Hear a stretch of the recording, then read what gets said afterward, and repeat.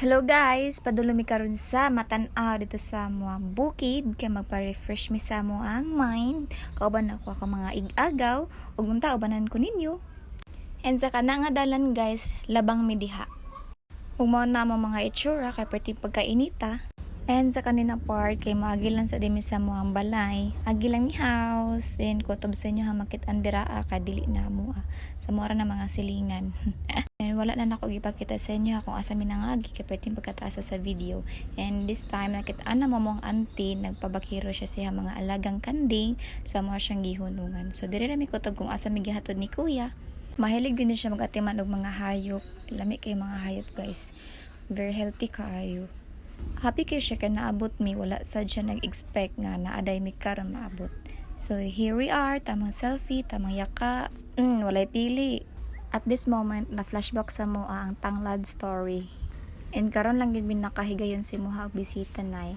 Happy death anniversary advance pala. Kay dili mi sure kung makabalik pa ba mi sa 27, siguro kay busy na mi sa mang life.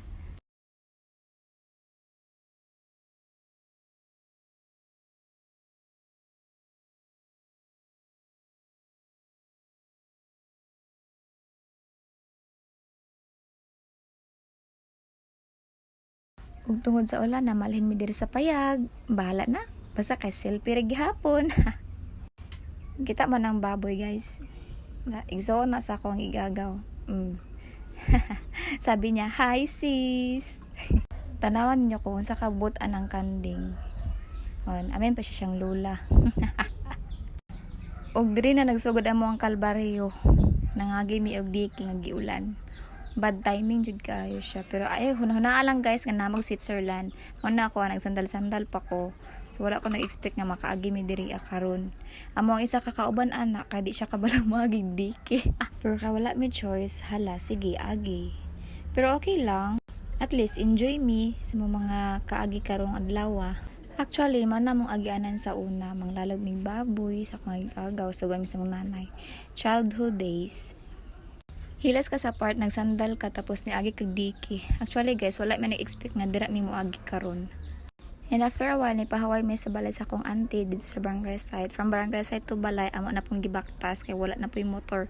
Wala magpasakay sa maluya na moy. And look who's here. Akong papa guys.